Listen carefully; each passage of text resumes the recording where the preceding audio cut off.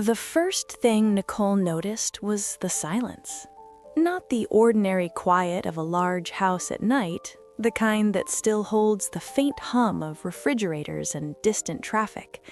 This was a curated silence, almost theatrical, as if someone had lowered a fader in a recording studio and stripped the world down to a single breath. She stood in the hallway outside the music room, barefoot on cool wood, the envelope in her hand heavier than paper should ever be. It had appeared that afternoon between scripts and calls, slipped under the front gate, no stamp, no return address, just her name in careful block letters, Nicole. Inside, a key, a strip of photographic film, and a note. If you want the truth, don't ask questions. Listen. Tonight, 1:17 a.m., the garden lights. Now it was 1:16. The music room door was open a fraction, the way Keith always left it when he wanted to hear the house while he played. The faintest scent of lemon oil and strings drifted out. But there was no guitar, no soft practicing, no murmuring melody. Nicole glanced toward the kitchen, darkness. Toward the stairs, stillness. She could have woken him. She could have laughed at herself, torn the note, called it a prank, and gone back to bed. Instead, she walked toward the back of the house, where the glass doors opened onto the garden. At 1:17, the garden lights came on by themselves. Not all at once. They lit in sequence from the far hedge inward, like someone tracing a path with a fingertip. A line of warm light drew a corridor through the shrubs and out toward the little greenhouse Keith had built 2 summers ago, a vanity project he called his glass garden, full of herbs and seedlings that somehow survived even when they traveled. Nicole's skin prickled. Motion sensors could do that, she told herself. Timers, smart lights, normal things. Then she saw the silhouette moving between the hedges, a figure, unhurried, as if it belonged there. She didn't open the door. She watched through the glass, her reflection layered over the garden like a ghost. The figure paused at the greenhouse, reached for the handle, and slipped inside. Nicole's heart did an odd little double beat. If someone was in her garden at this hour, she should call security. She should wake Keith. Her phone buzzed in her hand, the vibration sharp in the quiet. Unknown number. A single text. Don't turn on the house lights. It will spook him. Nicole stared at the words until they blurred. Spook him? As if the intruder were an animal, as if she were being coached. Another buzz. And don't wake Keith, not yet. That was the line that snapped something in her. That was the line that made the moment feel less like a prank and more like a hand sliding under the door of her life. She moved, quietly, along the wall to the small side door that opened into the garden without the bright floodlights near the patio. Her fingers found the latch. The air outside was cold and wet with the smell of soil. She didn't have a plan. She had a key in her pocket and a stubborn refusal to be managed by anonymous texts. The hedge corridor glowed ahead, soft amber pools of light on the grass. Nicole stepped into it, feeling absurd, like she'd wandered into someone else's movie. She walked with the careful silence of a person who had spent decades on sets where sound mattered. The greenhouse door was closed. Its panes held the light like honey. Inside, shapes of plants and hanging tools. And, faintly, another shape. A man, standing with his back to her, head bent over the workbench.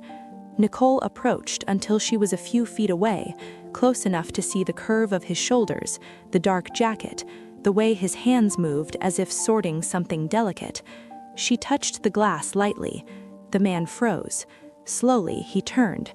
He wasn't a stranger, not in the way the word usually meant. Nicole had seen him before, but only in the background of charity galas, award season after parties, the edges of photos where people leaned in and pretended they didn't know they were being captured. A man with a forgettable face, by design, the kind you would struggle to describe even while looking at him. Now, in the greenhouse, his features sharpened under the amber lights. Mid-40s, perhaps, close-cropped hair, the calm eyes of someone who never rushed. He opened the door without speaking. For a moment, they stood facing each other, garden air between them, and Nicole felt the strange sensation of stepping into a story that had been written without her consent. "Nicole Kidman," he said softly, as if testing the name. "Who are you?" She kept her voice level. "And why are you in my garden?" His gaze flicked past her, toward the dark house. "Because I needed to know if you'd come alone," he said. "That depends," Nicole lifted her chin. "Are you here to threaten me?" He gave a small, almost sympathetic smile. "No, I'm here to warn you. There's a difference." Nicole's fingers curled into her palm. "Warn me about what?" The man glanced down at the workbench. Something lay there. An old cassette tape, the kind people collected as nostalgia now, and beside it a small, battered notebook with elastic around it. He picked up the cassette, held it between two fingers like it could burn. "This," he said, "is the sound of a lie." Nicole's throat tightened. "I don't understand." "You will, but only if you don't do what you're about to do next." "And what am I about to do?" He looked directly at her. "You're about to ask Keith." Nicole's name hit her chest like a blunt object. "Why wouldn't I?" "Because he's already decided what he's going to tell you, and it won't be the whole truth." Nicole stared at him, anger rising like heat. "You don't get to walk into my life and talk about my husband like you know him better than I do." He didn't flinch. "I don't know him better," he said. "I know something about him, something he's been trying to bury for years." Nicole's fingers curled into her palm. "Say it." The man's expression softened, and that frightened her more than any menace would have. "I can't say it out here, not without risking—" A sound cut him off. Not in the garden, but from the house. A door opening, a floorboard creaking. "Keith." Nicole's blood turned to ice. The man's eyes sharpened. "You woke him," he whispered. "I didn't," Nicole snapped, but the protest sounded thin even to her. From the dark patio, a sliver of light appeared as the kitchen door opened. Keith stepped out, tall in sweatpants and a t-shirt, hair mussed, eyes squinting against the garden aglow. For a second, he looked like any man woken at night by a strange light, annoyed and confused. Then he saw them, Nicole and the man by the greenhouse. Keith didn't speak. He didn't shout or call security. He simply stopped moving, as if the scene had drained something essential out of him. Nicole turned to Keith, searching his face. "Keith, Keith's gaze wasn't on her. It was locked on the man. And in that look, Nicole saw something she'd never seen there before. Recognition, not surprise, not confusion. Recognition, like the sudden memory of a wound. Keith took one slow step forward. "You," he said, voice rough. The man nodded. "Hello, Keith." Nicole's pulse hammered. "You know him?" Keith didn't answer. His eyes flicked to the workbench inside the greenhouse, to the cassette tape. A muscle in his jaw tightened. "Don't," Keith said quietly. The word wasn't aimed at Nicole. It was aimed at the man. The man's posture shifted, a fraction of a change in weight, like someone preparing for a storm. "It's already done," he said. "She received the key. She came. The only question is whether you're going to keep doing what you always do." Keith's face drained of color. "You have no right." Nicole stepped between them instinctively, palms raised, like she could stop whatever invisible history had just surfaced. "Both of you, stop. Someone tell me what's going on." Keith finally looked at her. His eyes were wide, not with fear exactly, but with something more complicated. Shame, maybe, or a kind of grief. "Nick," he said, and her name sounded like an apology. Nicole felt the ground shift beneath her certainty. "Keith," she said carefully, "who is he?" Keith swallowed, staring past her, as if the answer were written somewhere in the dark. "He's from before," he said. "Before what?" "Before us," Nicole thought. "Before fame, before sobriety." Before the version of Keith that had become a story they told each other, the man who survived his own chaos and turned it into music. The man in the greenhouse spoke softly, almost kindly. "Before the reinvention," he said. Keith's shoulders rose and fell with a breath that sounded like it hurt. Nicole's fingers trembled, and she hated that he could see it. "Keith?" she said, slower now. "What is he talking about? What is on that tape?" Keith's gaze flashed, warning and pleading at once. "Don't listen to him." The man tapped the cassette with one finger. "You don't get to decide what she hears," he said. Keith took another step toward the greenhouse, and something dangerous tightened in the air. Nicole held up her hand to stop him. "Keith, look at me." He did. For a heartbeat, she had him. "Tell me, is there something I should be afraid of?" Keith's throat worked. He glanced again at the cassette. Then he said the last thing she expected. "Yes." And before Nicole could ask what that meant, the greenhouse lights flickered, once, twice. The garden path dimmed, then brightened again, like the system was being overridden. The man's eyes snapped toward the hedge corridor. "We're not alone," he whispered. A shape moved in the darkness beyond the path. Not one, two. Nicole's mouth went dry.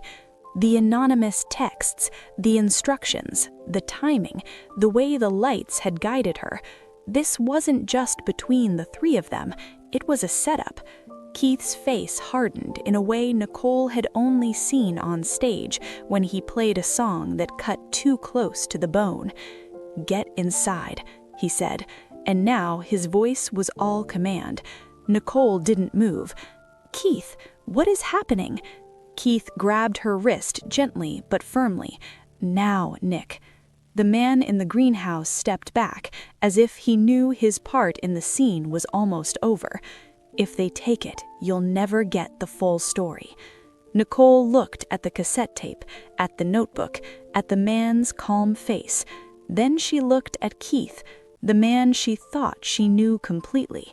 His eyes were fixed on the shapes in the dark. And Nicole understood with a sudden sick clarity that whatever secret lived here was not about scandal. It was about control. "Keith," she whispered, "who are they?" Keith pulled her toward the house, and as they moved, he said, barely audible, "The people who helped me disappear." They didn't run. That was the strange thing Nicole would remember later. Keith didn't drag her, didn't shout, didn't panic. He moved with the cold efficiency of someone who had rehearsed this moment in his head more than once. Inside, the kitchen lights snapped on, too bright. The house felt suddenly exposed, glass everywhere, reflections multiplying their faces. Keith locked the door, then another, then another. He didn't look at Nicole. "Tell me, now," she said. Her voice didn't shake, which surprised her. "Not later, not after this blows over. Now." Keith leaned against the counter, hands flat on stone, breathing through his nose, like he was bracing for impact. For a long second, the only sound was the hum of the fridge. "The tape," Nicole said. "What's on it?" Keith laughed once, not amused, exhausted. "Proof." "Of what?" "Of that I'm not who people think I am," he said. Nicole folded her arms, grounding herself. "Everyone is not who people think they are. That's not enough to scare men into my garden at night." Keith looked up at her then. His eyes were red-shot, raw. "It is if the lie was engineered." Nicole felt something click into place. Engineered? How? Keith walked past her, grabbed a bottle of water, drank too fast. "You know how people talk about my comeback?" he asked. "The clean break, the redemption arc, junkie to artist to family man." Nicole nodded slowly. "That story," he said, "was manufactured." The word landed heavy between them. Nicole frowned. By who? Keith hesitated. "That's the part," he said, quietly. "I never told you." Nicole waited.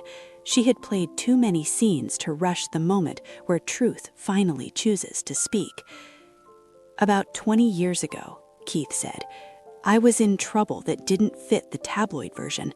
Not just drugs, contracts, money, people who wanted ownership, not headlines." Nicole's stomach tightened. Ownership of what? Of me, he said simply. Of the catalog.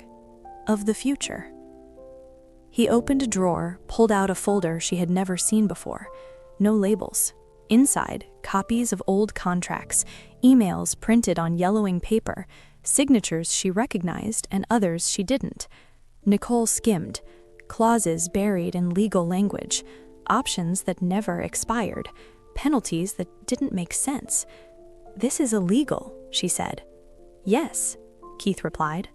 "Now." Nicole looked up sharply. "Now?" "Back then it lived in the gray," he said, "and I was too messed up to fight it." Nicole sat down heavily. "So the tape?" Keith exhaled. "The tape is a meeting, not music. Voices. Mine. Theirs." "The people outside?" Keith shook his head. "No, they're not the architects. They're the cleaners." Nicole felt a chill crawl up her spine. "Cleaners?" "They erase. They make stories disappear. Careers, evidence, people if necessary." Nicole stared at him. "You're telling me you survived because someone decided to rewrite you?" Keith nodded once. "I agreed to it. Rehab, silence, compliance, a public rebirth that made me valuable again." "And the man in the greenhouse?" Nicole asked. Keith's jaw tightened. "He was there that night. Not on my side, not on theirs. He recorded it." "Why?" "Insurance. The same reason he's alive." Nicole leaned back, trying to steady her breathing. "And you married me knowing this could come back?" Keith flinched. "I married you hoping it wouldn't." Silence stretched again, but this time it felt crowded, like something else was listening. Nicole's phone buzzed on the table. Unknown number. "They'll take the tape before sunrise." Nicole showed Keith the screen. His face hardened. "We don't have time." "For what?" "To decide who we're willing to burn." Nicole stood. "No, you don't get to make this a strategy problem. This is my life, too." Keith met her gaze. "That's why I never told you. Once you know, there's no neutral position." Nicole laughed bitterly. "That's convenient." Keith stepped closer. "If that tape goes public, it doesn't just expose them. It exposes every deal that followed, every award, every dollar. They'll say the career was bought." Nicole swallowed. She understood the cruelty of that narrative. "And if it disappears?" "Then the lie lives," Keith said. "Clean, permanent." Nicole thought of the man in the greenhouse, of the way he'd said, "Listen, not watch." "Where is the tape now?" she asked. Keith hesitated. Nicole's eyes narrowed. "Keith, it's not in the greenhouse anymore," he admitted. "I moved it, weeks ago." "Weeks," Nicole repeated. "You knew." "I knew someone was circling," he said. "I didn't know they'd come through you." Nicole felt the sting of that, sharp and personal. So where is it? Keith looked at her like he was about to cross a line he'd sworn never to cross. In a safety deposit box, he said, under your name. Nicole froze. My name? I needed it somewhere untouchable, he said, somewhere they wouldn't look without triggering alarms. Nicole shook her head slowly. You forged my signature. Keith didn't deny it. The house lights flickered. Once. Twice. Nicole felt a surge of anger, colder than fear. You turned me into a leverage without asking. Keith's voice cracked. I turned you into protection. Nicole grabbed her coat. No, you turned me into a target. She headed for the door. Keith reached for her arm. Where are you going? To hear the tape, she said, from the only person who didn't lie to me tonight. Keith's hand fell away. If you go to him, then the story stops being yours. Nicole opened the door. Outside, the night was too quiet again. The garden lights were off now. No shapes, no movement, but Nicole knew better. As she walked toward the driveway, her phone buzzed one last time. Good, you chose curiosity over comfort. She didn't reply. She got in the car, started the engine, and for the first time in years, Nicole Kidman wasn't thinking about reputation or optics or survival.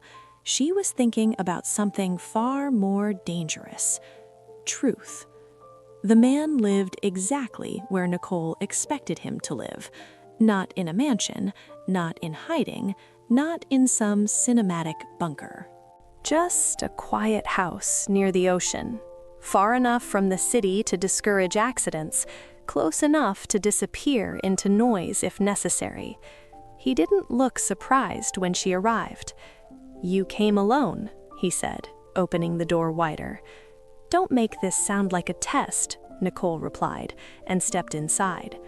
The house smelled of old books and salt.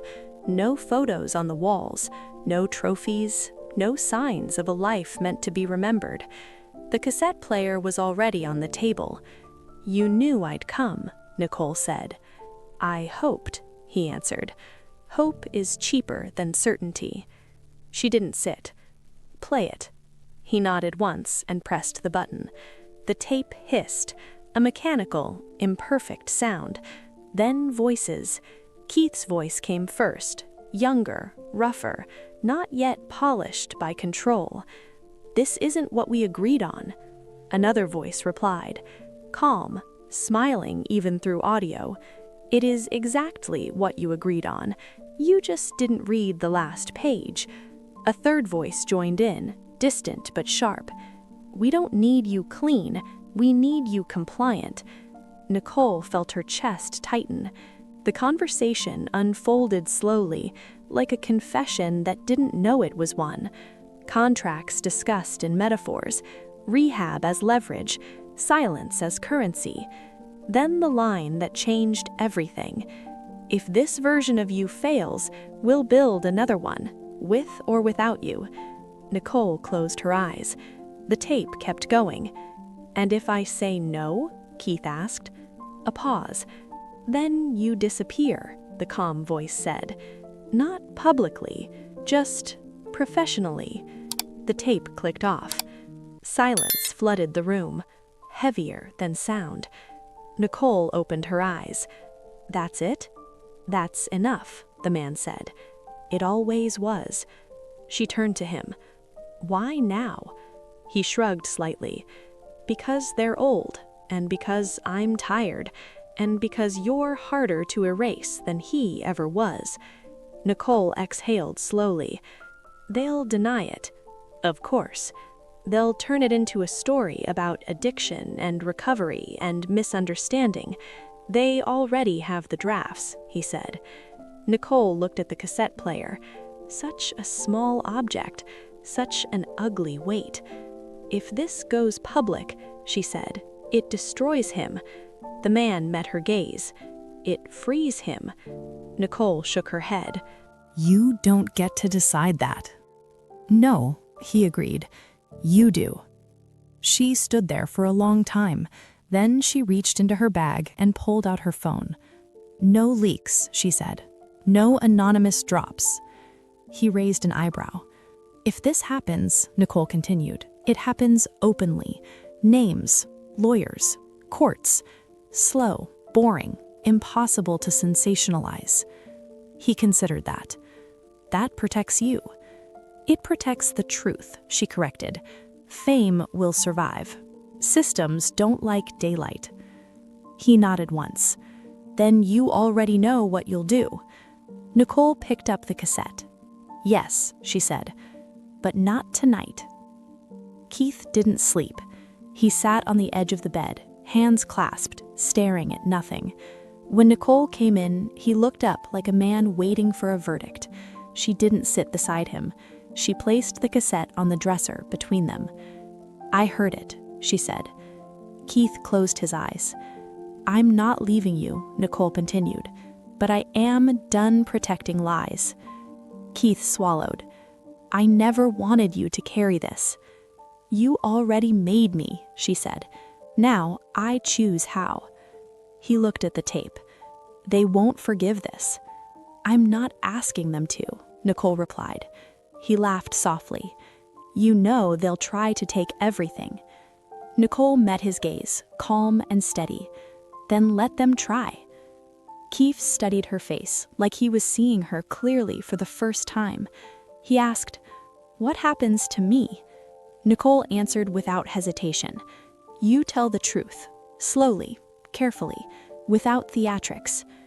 And if I lose everything, then we'll know what was real." Keith reached for her hand. This time, she let him. The story didn't explode. It didn't trend the way scandals usually do. No dramatic leaks, no midnight revelations. It moved through legal filings, depositions, quiet confirmations. Names appeared, not all at once, enough to establish a pattern. The industry called it complicated. Fans called it betrayal. Lawyers called it overdue. Nicole never gave an emotional interview. She didn't cry on camera. She didn't explain her marriage. She let documents speak. Months later, someone asked her if it was worth it.